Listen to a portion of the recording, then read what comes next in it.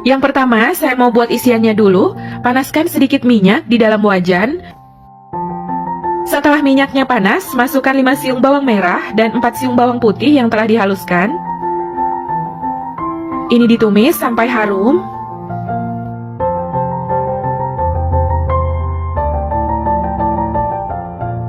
Setelah bawangnya harum, masukkan 150 gram wortel yang telah dipotong dadu. Lalu masukkan 300 gram kentang yang telah dipotong dadu. Potongannya kecil-kecil ya.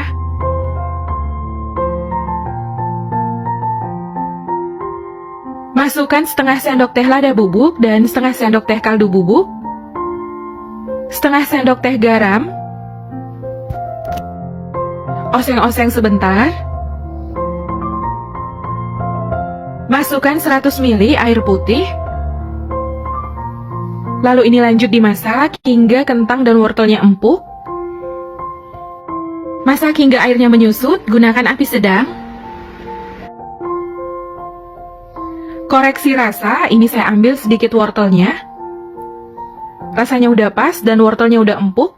Lalu masukkan 1 batang daun bawang dan 1 batang daun seledri yang telah diiris halus. Kemudian ini dioseng-oseng sebentar hingga tercampur rata.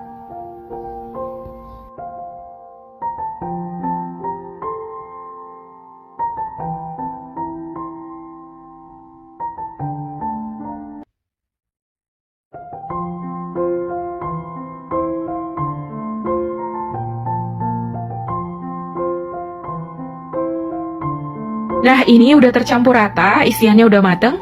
Lalu matikan api kompornya dan ini disisihkan dulu. Siapkan wadah, lalu masukkan 30 gram tepung terigu.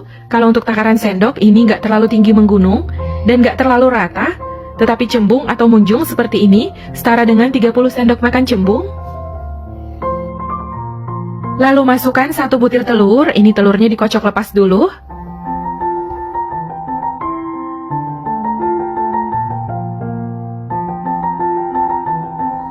Seperempat sendok teh garam. Lalu ini diaduk hingga tercampur rata.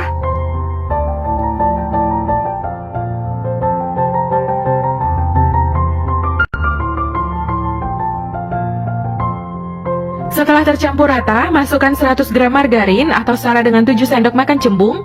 Jadi cara sendokinnya kayak sendokin tepung, jangan terlalu tinggi menggunung. Kemudian ini diaduk lagi hingga tercampur rata. Selain diaduk menggunakan sendok, boleh juga langsung diuleni menggunakan tangan.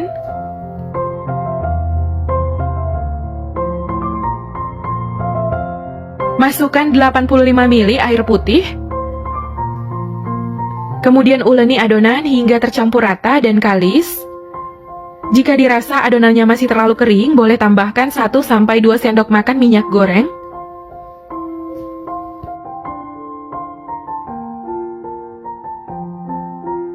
Setelah tercampur rata dan dirasa airnya udah cukup, lanjut uleni adonan sekitar 5 menit sampai adonannya kalis.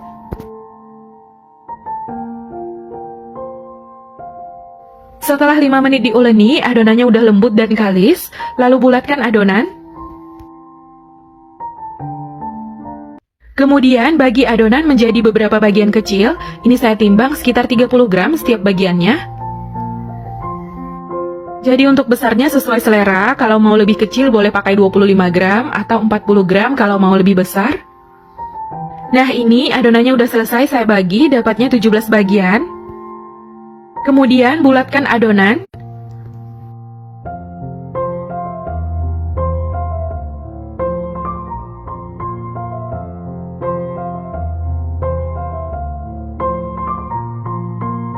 Setelah semua adonan selesai dibulatkan, tutup adonan dengan kain atau serbet bersih, lalu istirahatkan adonan sekitar 30 menit.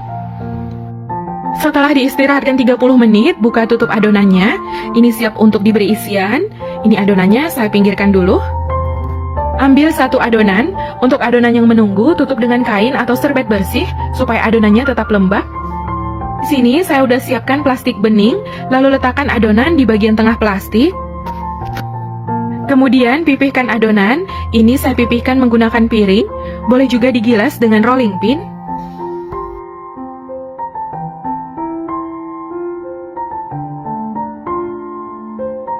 Kemudian beri isian yang telah disisihkan sebelumnya.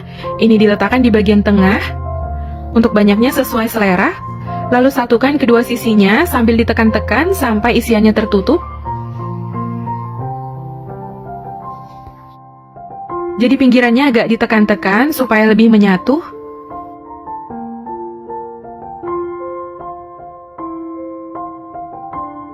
Setelah kedua sisinya menyatu, pilin sisa kulitnya.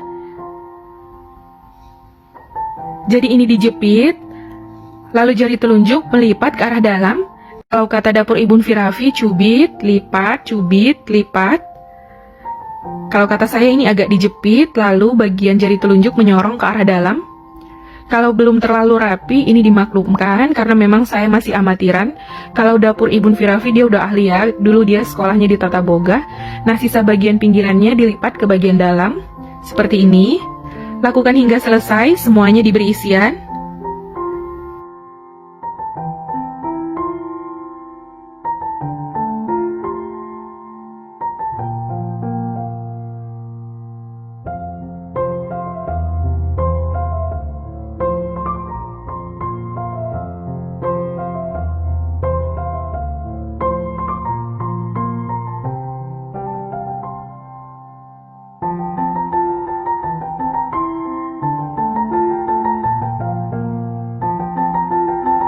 Setelah selesai diberi isian, ini siap untuk digoreng. Panaskan minyak di dalam wajan, gunakan api sedang. Wajannya saya pakai wokpan 2 handle dari Stand Cookware. Untuk pembelian bisa DM Instagram @standcookware atau klik link yang ada di deskripsi. Setelah minyaknya panas, masukkan adonan secukupnya. Ini digoreng sampai kuning kecoklatan atau sampai kue pastelnya matang. Ini minyaknya sedikit berbusa bekas goreng lukumade semalam. Bolak-balik adonan agar matangnya merata.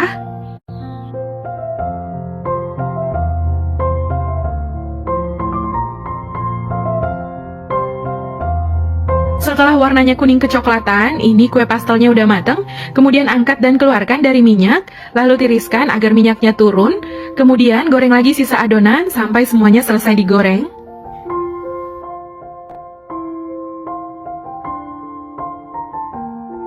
Ini dia, kue pastelnya udah selesai, saya tiriskan dari minyak. Untuk sisa adonannya masih lagi digoreng, sedikit lebih lama karena memang menggunakan api sedang. Untuk bagian dalamnya bisa dilihat, nah ini berasa kulitnya renyah, bagian dalamnya cantik banget. Sekarang saya mau cobain, bismillah. Enak banget ya, kulitnya renyah.